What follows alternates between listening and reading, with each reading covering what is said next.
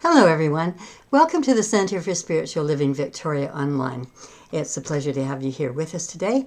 If you haven't been here before, my name is Carrie Hunter, and I'm the Spiritual Director of the CSL Victoria. If you ever wish to join us in person on Sundays, we're open on Cook Street, 380 Cook Street, in the Cook Street Village Activity Center, and it would be lovely to welcome you there.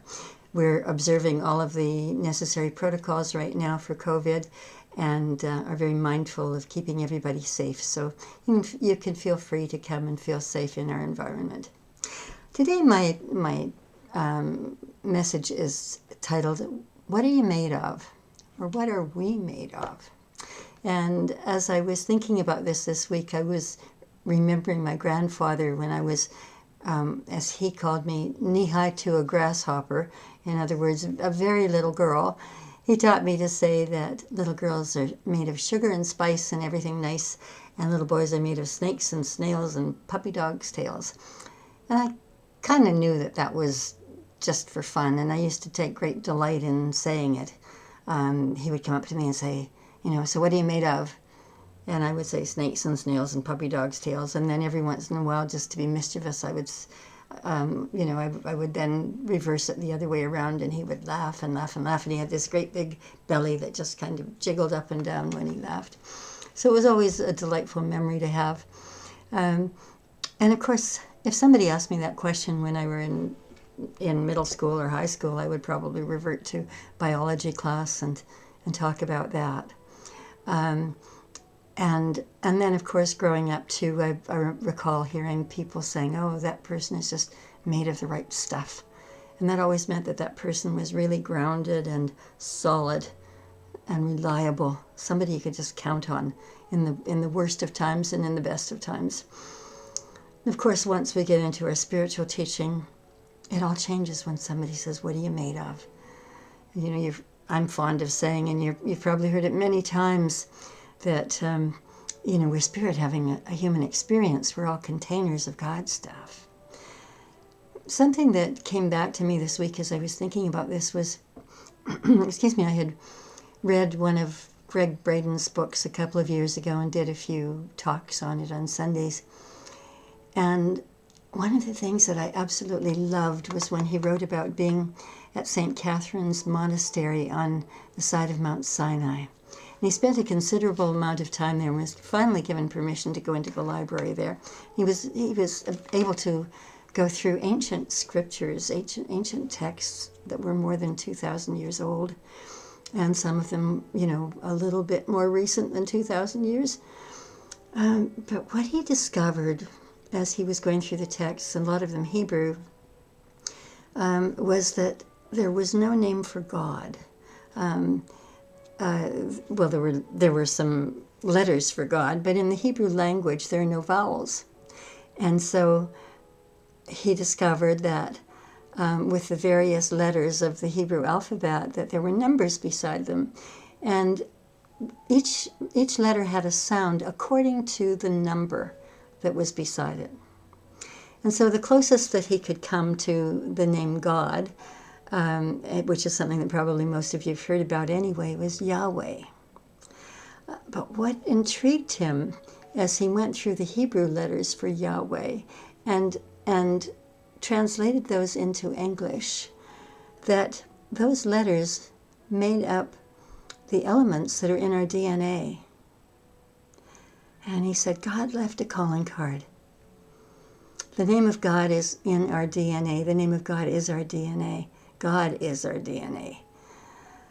And I love that. I love that this man who is a scientist who also brings spirituality into the science made this discovery and talked about this discovery and talked about it being a calling card. I wonder how many of us really think about that God left a calling card in each of us when we were born, left a calling card in us at the moment of conception, that each one of us was going to be born individualized expressions of God. What an extraordinary thought that is. And if we could but own that, our lives could be so different.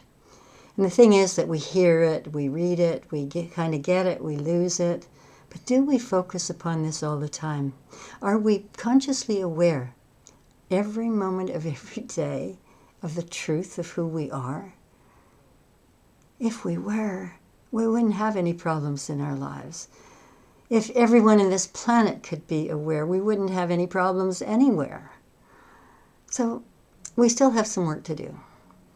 And as I was thinking about this, I was looking at a book by Dennis Merritt Jones where he talks about these things. He talks about our defining moments. He talks about the various layers of who we are, and it's like peeling the onion. And I'd just like to share this with you today. When I understand the veil of thinking, what I find is that I am a mystery. I disappear. I disappear as a thought. I disappear as an imagined someone. What I find, if I'm anything at all, is that I'm a point of awareness.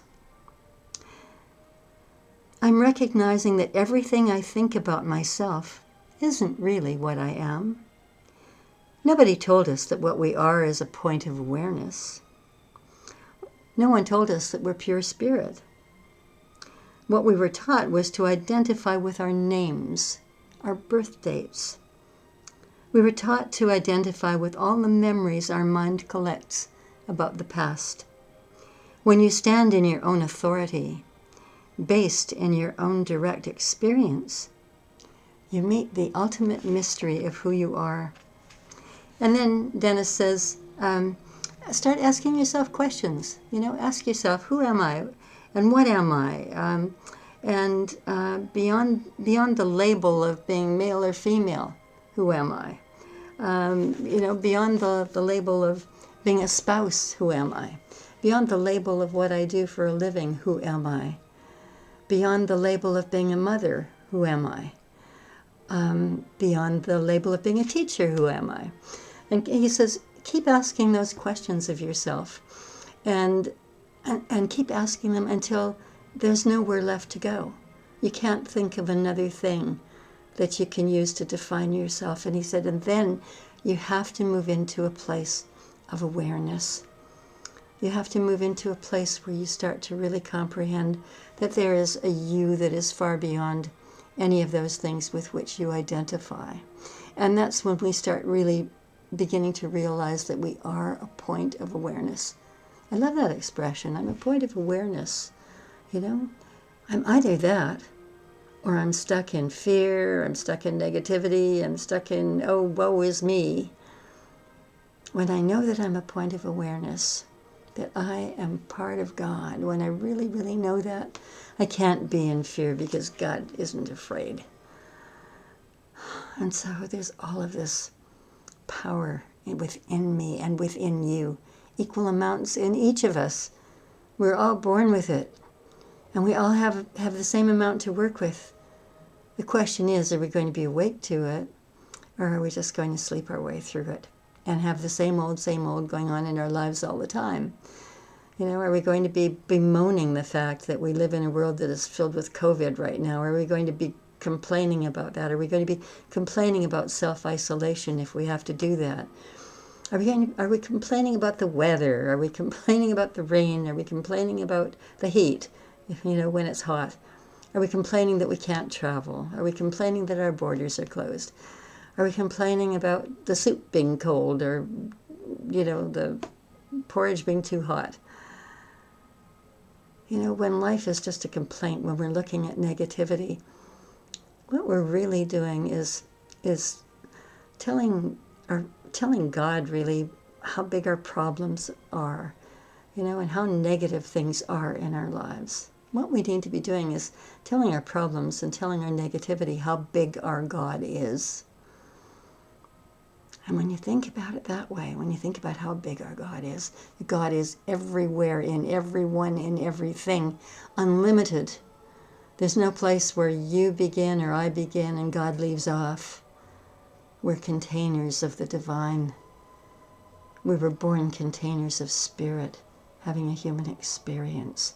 We've got this human form, but the truth of who we are is that we are spirit, having a human experience. So we need to just stop the complaining already.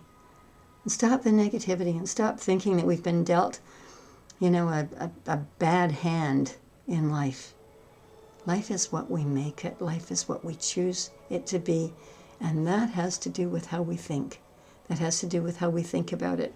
The thing is, each one of us is born with talent. We are all creative beings, every single one of us. The universe stands on its tiptoes, hungering to express our uniqueness. Don't you love that? The universe stands on its tiptoes, hungering, absolutely hungering to express our uniqueness. It is there for us. This power and presence is there for us, wanting to work with us, wanting to give us our best, but continuing to give us our worst if that's all we think about. Because it's impersonal. It is a power that is there that we use. And if we're thinking negative thoughts, it'll just say, well, okay, here, have some more negativity in your life. Where when we stop and consciously change our thoughts and change them into something wonderful and magnificent and beautiful, then the universe only knows to create those things in our lives, because what it does is it is creating a nucleus out there in the invisible that is beginning to take form. We need to remember that. So how big is your God anyway? And where does it live? Is it your next door neighbor? Is it somewhere far away? Or can you recognize this magnificent power as being within you, as being that which breathes you, with what beats your heart, which is what you see, which is what you hear, which is the divine givingness of the universe that will give you whatever it is that you're focused upon, seriously focused upon. What is it that you want to create? We have to have a vision of this, of what it is we want to create. We can't just get up in the morning and look and say, oh, another day, same old, here we go again. Instead, we need to take charge. We need to take charge of our thoughts, knowing that as we change our thoughts and keep them changed, we start creating a different reality in our lives. And so we have a vision of what it is we want. And in this teaching, it is called a spiritual prototype or a mental equivalent. And whatever that looks like is what we are creating. Now, we have so many thoughts every day. We don't even have time to, or there isn't time for them to start taking form, unless it is the same thought over and over and over again that happens to be a negative one. We apparently have something like 61,000 thoughts a day. Just imagine that. Imagine. And apparently most of those thoughts are the same ones over and over and over again. And so if we want to change our lives, we need to look at what we're focusing upon, what that picture is for us. And if it isn't a pretty picture, then we've got to start painting a pretty picture in our minds. And then this power, the universe, is prepared to take it on. It is standing on tiptoe waiting to take it on and to start the creative process. As we speak, we are creating that nucleus out of the quantum field. We now know that science proves this. When the transcendentalists were talking about this, they didn't know that. They were operating on pure faith, on pure experience. Now we have the scientific evidence that it is so. So are we prepared to do something about it? Are we prepared to start using it, to start practicing this in our lives? Start recognizing the size of our God, that it is unlimited. And so we are unlimited, except that we don't believe that that is so. So it's time to change our belief systems. It's time for us to tell God what we really want in our lives. It's okay to do that. All of the power is not somewhere outside us. It is inside us. It is okay to want things. But it's not okay to want things and then to keep saying, oh, I don't have it, I don't have it, I don't have it. And I don't see it anywhere and nobody seems to have it. Instead, it's about, this is what I want to see in my life. This is what it would look like. This is what it would feel like. I feel it, I taste it, I'm drooling over it. I can't get my eyes off it, I can't get my thoughts off it. And then it really starts to take form. There is power behind it, rather than just dismissing it. And the important thing is then not to just shoot ourselves in the foot by saying, well, I haven't got it yet.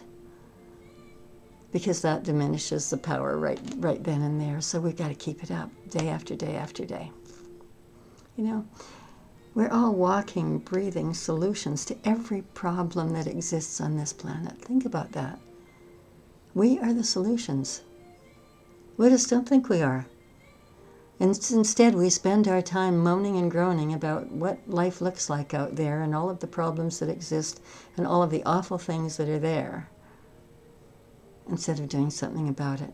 And that starts with our thinking. It starts with what is out there in the invisible. It starts with the creation process. That's the only way anything is going to change. And when one person changes and raises his or her vibration, then other things around them start to change and other people start to change. Each one of us has this power, and I would say this responsibility to start looking at life in a different way, in a more positive way, in a more beautiful way. Start thinking about all of the wonderful things that can happen instead of the, oh my God, ain't it awful. It's so important to do that. You know, we get to tell God what it is we want, and then let God do it.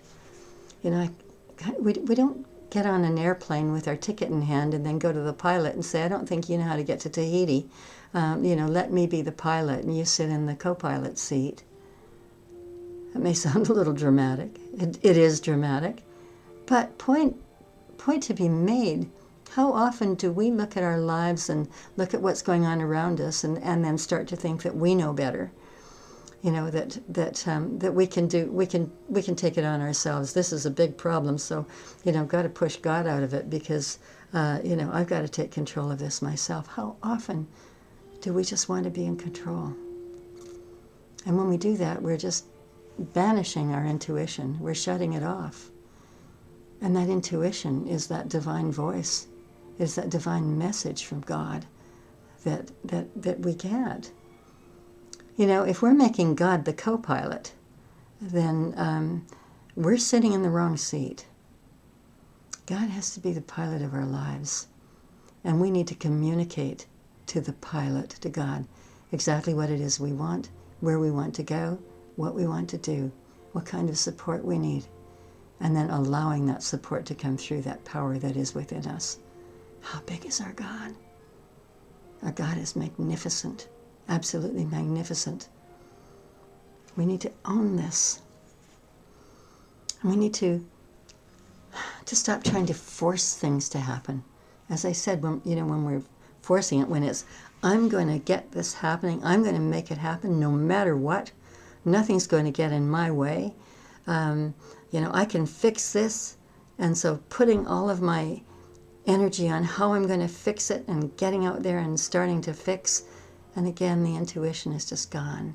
Instead of allowing the power to take over rather than forcing things, when we allow the power to take over, we're living in a state of grace. We're living in peace and contentment. That doesn't mean that we don't take any action, but what it means is that we listen. We listen for divine information. We listen for divine guidance.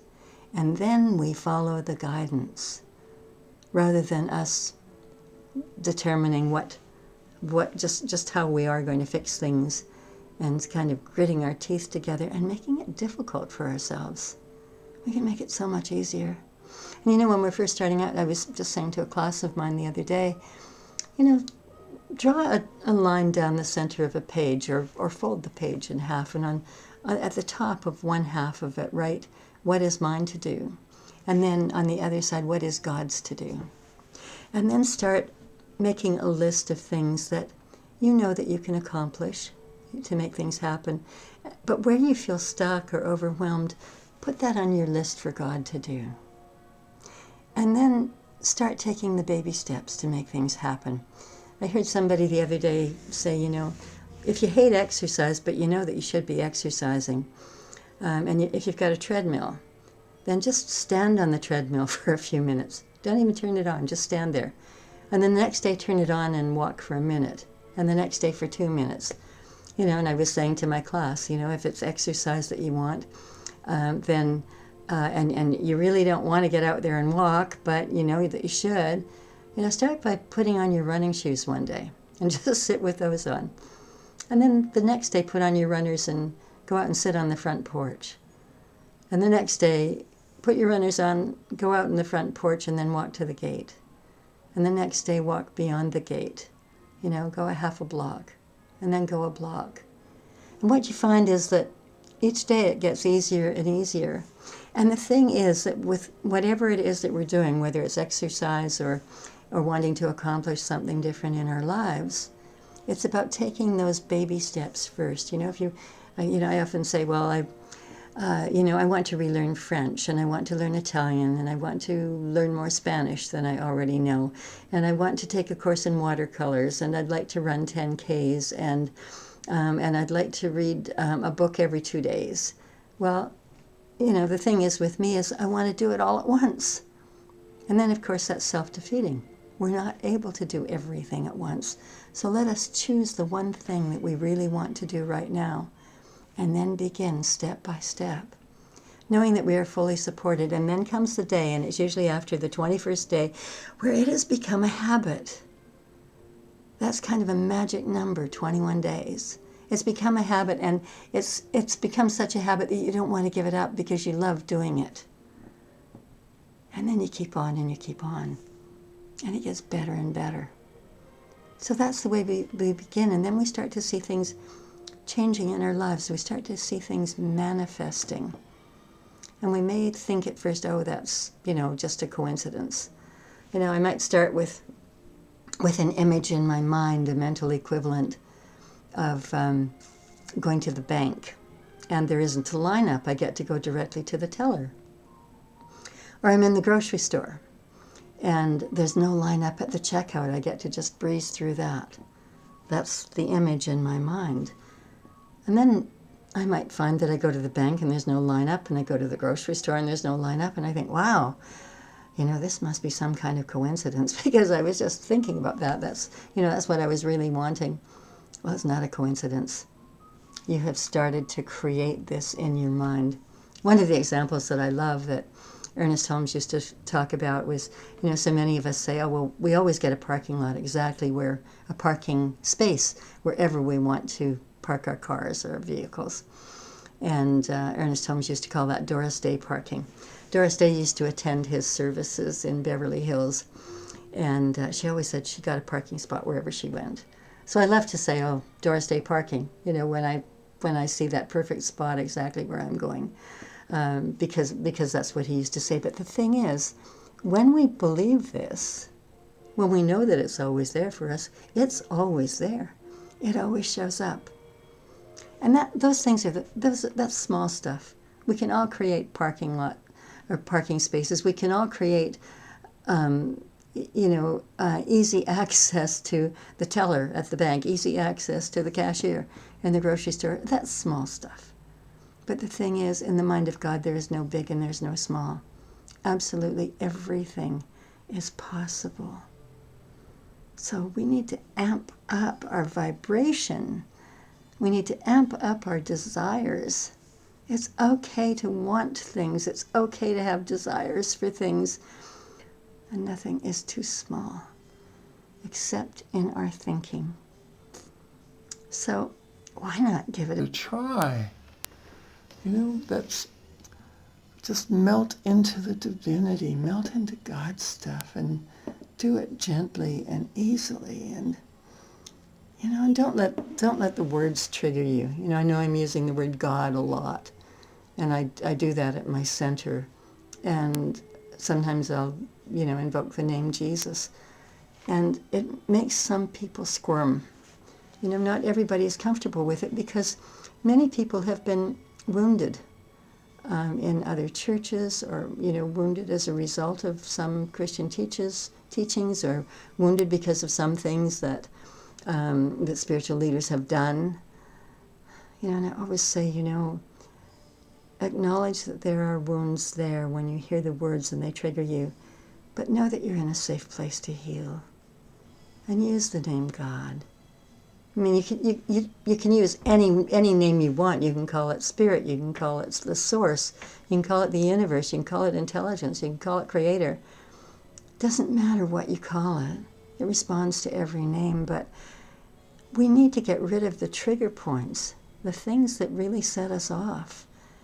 And we only do that by lovingly using those names, those words, using the words God, using the word Jesus. You know, in the Hebrew language or in Judaism, people are not allowed to utter the name of God except for one day of the year, and that is Yom Kippur, the Day of Atonement. And then the rabbi can use the name God. And if you see the word God written in Judaism, it's G with an underscore, D. It's not even allowed to be spelled out. You know, are we fearful of God? There's nothing to fear. This is the most loving influence in our lives. It is the divine givingness of the universe, and we get to talk to it. We get to order up. We get to have this whole menu of ideas of what we want in our lives. And it's always there to give to us, to provide for us, as long as we keep focused upon the good and the true and the beautiful, and not on all of the horrible things that could go wrong, because it only knows to give us what we're thinking about the most, what we have the passion behind. So we have to be really mindful of that and know that God is the power, God is our power, God is life itself. It's you, it's me. It's that longing within, a longing to open up, to experience more, to feel more loving, more compassionate, to be kinder people, to truly, truly practice this teaching that is so magnificent and that can lead us into such an amazing life. Goddard, Neville Goddard, who was just a remarkable metaphysical teacher, said that, creation is already complete. Creation is in the invisible. Everything is already there in the invisible. Everything. When we start focusing upon the thing that we want that's there in the invisible, that's when manifestation begins. So let us remember that it's already there in the invisible. We just have to claim it. The sky's the limit. You know, let's go for it. Let's give ourselves permission. You know, we can have it. It's okay. We can have it all if we want it all. And when we've got it all, then we've got lots to share with other people.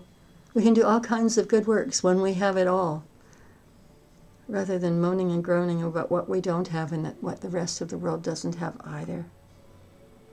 You know, as I said earlier, start by doing something small and then allowing it to grow and to get bigger and bigger every day. That's the way that it works. You know, there doesn't have to be an obstacle of any kind in your life, or in mine, or in that of anybody else. Some people are living in really terrible circumstances in this world. And we might say, well, what about them? And I say, well, what about them? You know, maybe we were put here to be focused upon them, focused upon a better life for them, and asking ourselves what we might do to help, and allowing the divine message to come through us so that we know what to do, and then to take that action, not to just have the thought and say, oh, can't really make a difference there. It's not much I can do. Listen, we can all make such a big difference, because as our vibration increases on this planet, the vibration increases everywhere. And so as we raise our vibration toward what is good and true and beautiful, that's a vibe that's going out to the entire world. And it doesn't mean that we just sit on that, or that we simply are focused upon that. We then focus upon what can we do to make it more beautiful everywhere. And then we listen. We listen for that still small voice within, or maybe it comes like the roar of a lion. But when we get the message, we don't just turn away from it. We follow through. We do it. We remember the truth of who we are, that we're not just flesh and bone. We are spirit having a human experience. We are magnificent, powerful expressions of God. Each and every one of us, no matter what we see, each and every one of us is that at the core. Magnificent, powerful expressions of God.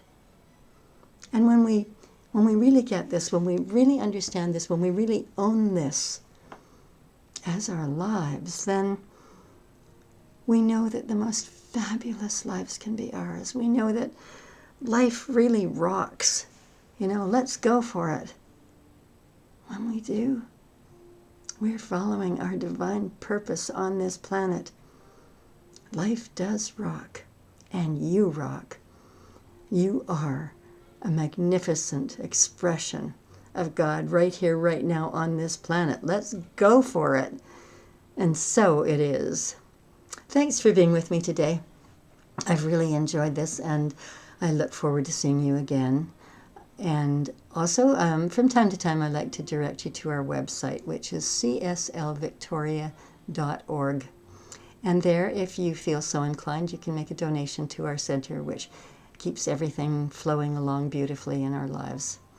Bless you all. Have a wonderful week, and I look forward to seeing you again soon. And again, so it is.